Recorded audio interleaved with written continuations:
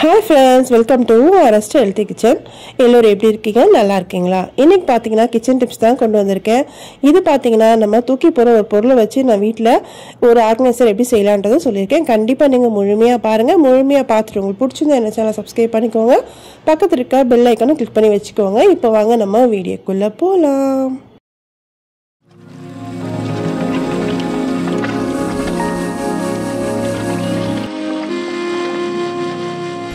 First tip பார்த்தீங்கன்னா இது மாதிரி மிளகுத்தூளோ இல்லை மிளகாத்தூளோ எது வாங்கினாலுமே நம்ம இது மாதிரி சின்னதாக நம்ம ஒரு கட் பண்ணி வச்சுக்கிட்டோம் அப்படின்னும் போது நம்ம இது மாதிரி தூவறதுக்கு ரொம்ப ஈஸியாக இருக்கும். இதுக்காக ஒரு தூவறதுக்கோ இல்லை ஒரு ஆர்கனைசரோ வாங்கணுன்ற அவசியமே இல்லைங்க.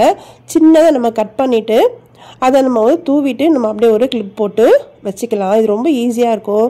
அதாவது மிளகுத்தூள் சீரகத்தூள் நம்ம போடுவோம் இல்லையா, அந்த நேரத்தில் சின்னதாக ஒரு ஹோல்ஸ் போட்டுட்டு நீங்கள் இது மாதிரி வைக்கும்போது ரொம்ப யூஸ்ஃபுல்லாக இருக்கும். கண்டிப்பாக எல்லாம் ட்ரை பண்ணி பாருங்கள். நெக்ஸ்ட் பார்த்தீங்கன்னா எல்லாருக்குமே ரொம்ப பிடிச்சதுங்க இந்த கோழியோட தொடை பீஸ் தான் எல்லாருக்கும் ரொம்ப பிடிக்கும். நம்ம வீட்டில் சின்ன பசங்களாம் சண்டை போட்டிருக்கிறதே இதுக்கு தான் சண்டை போட்டுப்பாங்க. இது நம்ம செய்யும் போது இது மாதிரி ஒரு நடுவில் ரெண்டு பக்கமும் இது மாதிரி கத்தியில் கீறிட்டு நீங்கள் அதுக்கப்புறம் மசாலா தடவும் போது நமக்கு உள்ளெல்லாம் நல்லா இறங்கி இந்த 65 பார்த்தீங்கன்னா ரொம்ப நல்லாயிருக்கும். இது 65 கொண்டு இல்லைங்க, நீங்கள் பிரியாணி செய்கிறீங்க இல்லை குழம்பு செய்கிறீங்க அதுக்கு கூட நீங்கள் இந்த கோழியோட காலை அதாவது தொடை பீஸை போடும் போது நமக்கு இது மாதிரி கீறிட்டு போடும்போது உள்ளே நல்லா மசாலா இறங்கி இந்த தொடை பீஸ் பார்த்தீங்கன்னா நல்லாவும் நமக்கு டேஸ்ட்டாக இருக்கும். கண்டிப்பாக நெக்ஸ்ட் டைம் நீங்கள் போடும்போது இது மாதிரி நீங்கள் போட்டு பாருங்கள், ரொம்ப யூஸ்ஃபுல்லாக இருக்கும்னு நினைக்கிறேன்.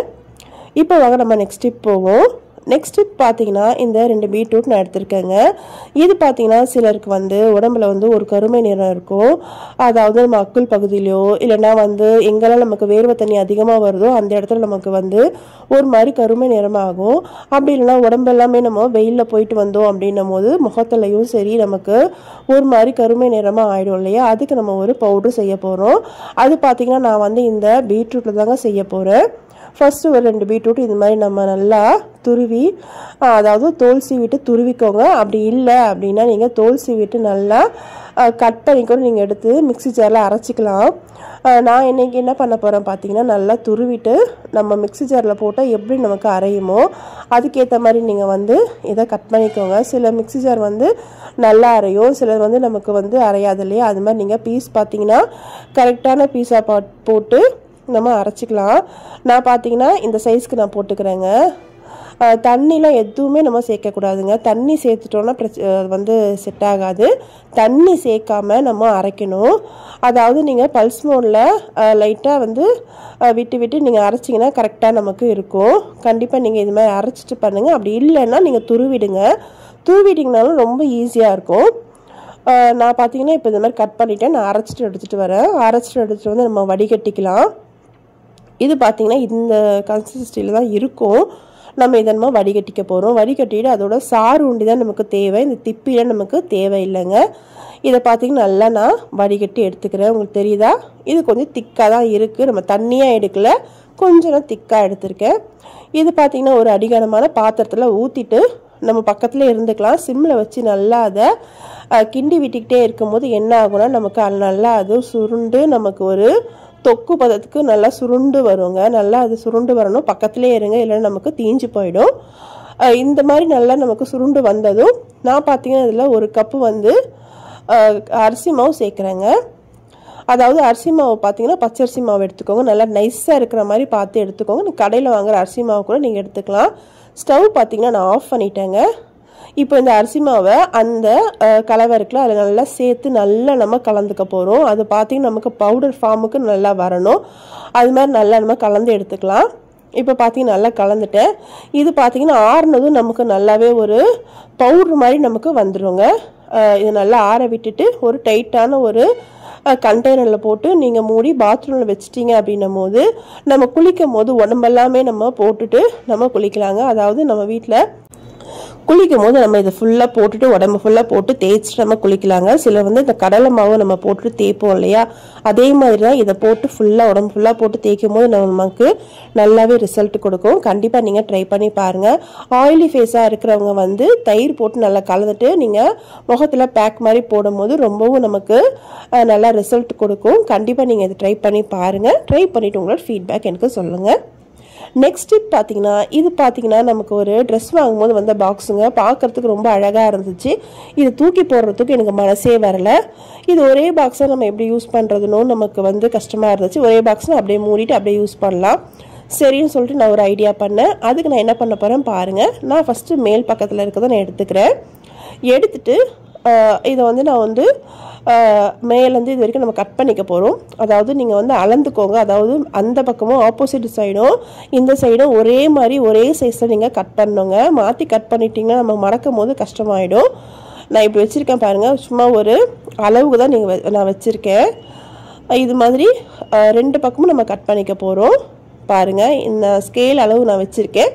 உங்கள் வீட்டில் என்ன அளவு இருக்கோ அதுக்கேற்ற மாதிரி நீங்கள் 2 பக்கமும் இது மாதிரி கட் பண்ணிக்கோங்க. நான் கட் பண்ணுறேன் பாருங்கள். அது மாதிரி 2 பக்கமும் கட் பண்ணிவிட்டு அதை நான் எப்படி மடக்கிறேனோ அது மாதிரி நீங்கள் மடக்கிக்கோங்க.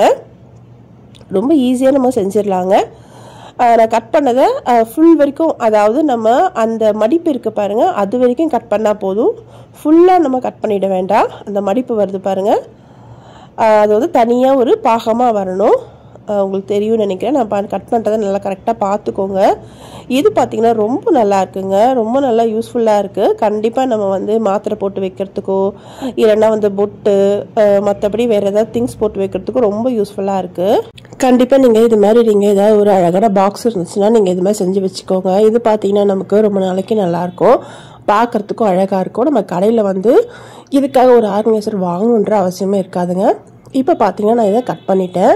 உங்களுக்கு தெரியும் நினைக்கிறேன். 2 பக்கமும் ஒரே சம அளவில் நான் கட் பண்ணியிருக்கேங்க. இதை பார்த்தீங்கன்னா இப்போ தான் மடிக்கணும்.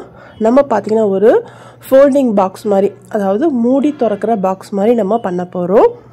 இது பார்த்தீங்கன்னா ஒரு பெரிய பாக்ஸு, சிங்கிளாக சின்னதாக, அதாவது ஒரே பாக்ஸாக இருந்துச்சு.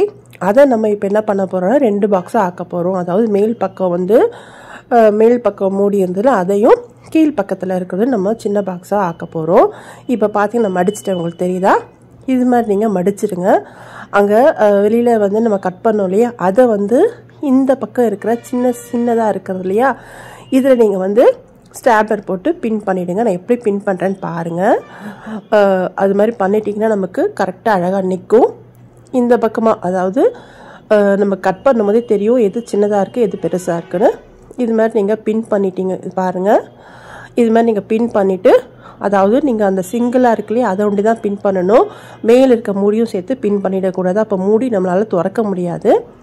இது மாதிரி நீங்கள் பின் பண்ணிட்டீங்கன்னா நம்ம மூடி இது மாதிரி திறக்கலாம். நமக்கு ஒரு பாக்ஸு, அழகான ஒரு ஆர்கனைசர் நம்ம ரெடி பண்ணிட்டோம். இதில் பார்த்தீங்கன்னா நீங்கள் மாத்திரை போட்டு வைக்கலாம். உங்களுக்கு என்னென்ன தேவையோ எல்லாமே நம்ம இதில் போட்டு நம்ம க்ளோஸ் பண்ணி வச்சு நம்ம ஷெல்ஃபில் வைக்கும் போது ரொம்பவும் நல்லாயிருக்கும், பார்க்குறதுக்கும் நமக்கு அழகாக இருக்குங்க. இங்கே பார்த்தீங்கன்னா கொஞ்சம் நமக்கு இது மாதிரி மடக்கி விட்டுட்டோம் அப்படின்னும் போது என்ன ஆகும்னா அழகாக நமக்கு செட் ஆகிடும். இது பார்த்திங்கன்னா இது வந்து மேல் பக்கம் இல்லையா, நான் கீழ் பக்கமும் இதே மாதிரி செஞ்சு வச்சுருக்கேன். இது ரொம்ப அழகாக இருந்ததால் நான் இந்த பாக்ஸில் நான் செஞ்சேங்க. பாருங்கள், பார்க்குறதுக்கே நமக்கு ஒரு சூப்பரான அழகான பாக்ஸ் நமக்கு கிடச்சிருது. இதை வந்து நம்ம ஷெல்ஃபில் வைக்கும் போது ரொம்பவும் அழகாக இருக்கும். இதுக்காக ஒரு ஆர்கனைசர் வாங்கணுன்ற அவசியமும் கிடையாது. இது மாதிரி மாத்திரை விக்ஸ் எல்லாம் வச்சுட்டு நம்ம வந்து யூஸ் பண்ணலாம். இது பார்த்திங்கன்னா அந்த அட்டை இருக்கு இல்லையா, மேல் பக்கமாக இருக்குது பாருங்கள், அதில் நம்ம எழுதி கூட வச்சுக்கலாம் என்னென்ன மாத்திரை எதுக்கு, ஜுரத்துக்கு இந்த மாத்திரை, சளிக்கு இந்த மாத்திரை, இருமலுக்கு இது எல்லாமே நம்ம வந்து இந்த அட்டை இருக்கு இல்லையா அதில் நம்ம எழுதி கூட வச்சுக்கலாங்க. ரொம்ப யூஸ்ஃபுல்லாக இருக்கும். கண்டிப்பாக நீங்கள் ட்ரை பண்ணி பாருங்கள். இது மாதிரி நீங்கள் கம்மல், வளையல் அதெல்லாம் கூட நம்ம போட்டு வச்சுக்கலாம். நான் பார்த்திங்கன்னா இன்றைக்கி இந்த மருந்து, இந்த முக்கியமான நம்ம கால் வலிக்கு போடுறது, நம்ம வீசிங்க்கு யூஸ் பண்ணுறது, அதில் நம்ம போட்டு வைக்கும் போது ரொம்ப யூஸ்ஃபுல்லாக இருக்கும். டக்குன்னு எடுத்து நம்ம யூஸ் பண்ணுறதுக்கும் நல்லாயிருக்கும், பார்க்குறதுக்கும் பார்த்திங்கன்னா அழகாக இருக்கும். கண்டிப்பாக நீங்கள் உங்கள் வீட்டில் இது மாதிரி அழகான பாக்ஸ் இருந்துச்சுன்னா கண்டிப்பாக இது மாதிரி ட்ரை பண்ணி பாருங்கள். நான் பார்த்தீங்கன்னா இன்றைக்கி மேல் பக்கத்திற்கும் செஞ்சுட்டு கீழேயும் நான் செஞ்சுருக்கேன்னு சொன்னேன் இல்லையா, கீழ் பக்கத்துலையும் நான் இது மாதிரி பின் பண்ணிவிட்டு செஞ்சுட்டேங்க. இதுவும் பாருங்கள், நான் வந்து தையலுக்கு யூஸ் பண்ணுற அந்த மெட்டீரியல்லாம் எல்லாம் போட்டு வச்சுருக்கேன். இது மாதிரி நீங்கள் உங்கள் வீட்டில் இருக்க பாக்ஸை இது மாதிரி செஞ்சு வச்சுக்கிட்ட போது நம்ம வந்து ஷெல்ஃபில் அழகாக அடுக்கவும் வைக்கலாம். நம்ம இதில் மேலே வந்து ஒரு ஸ்டிக்கரை விட்டுட்டு அதில் நம்ம என்னென்ன இருக்குன்றோ எழுதி வச்சுக்கலாம். ரொம்ப யூஸ்ஃபுல்லாக இருக்கும், பார்க்குறதுக்கும் நல்லா அழகாக இருக்கும். இதுக்காக நம்ம காசு கொடுத்து ஒரு பொருள் வந்து வாங்கணுன்ற அவசியமே இல்லை. இது வேணா தூக்கி வச்சுருப்போம் அப்படின்னு தூக்கி கீழே தான் போடுவோம். அதில் ஒரு ஆர்கனைசர் அழகாக செய்யலாங்க. கண்டிப்பாக நீங்கள் உங்கள் வீட்டில் இதை ட்ரை பண்ணிவிட்டு உங்களோட ஃபீட்பேக் எனக்கு சொல்லுங்கள். என்னோட சேனலில் பார்த்திங்கன்னா நிறைய டிப்ஸ் அண்ட் ட்ரிக்ஸ் நான் போட்டிருக்கேன். என்னோட செகண்ட் சேனலில் குக்கிங் வீடியோ நான் நிறைய போட்டிருக்கேங்க. கண்டிப்பாக நீங்கள் அதையும் நீங்கள் செக் பண்ணி பாருங்கள். என்னோடய செகண்ட் சேனல் லிங்க் நான் வந்து டிஸ்கிரிப்ஷனில் கொடுக்குறேன். அவ்வளோதாங்க, இன்றைக்கி பார்த்து இந்த டிப்ஸ் எல்லாம் உங்களுக்கு பிடிச்சிருக்குன்னு நினைக்கிறேன். பிடிச்சிருந்தா என்னோட சேனலை சப்ஸ்கிரைப் பண்ணிக்கோங்க. பக்கத்தில் இருக்க பெல் ஐக்கானை கிளிக் பண்ணி வச்சுக்கோங்க. உங்கள் ஃப்ரெண்ட்ஸ் அண்ட் ஃபேமிலிக்கும் ஷேர் பண்ணுங்கள். இன்னொரு நல்ல வீடியோவில் பார்க்கலாம். தேங்க்ஸ் ஃபார் வாட்சிங்.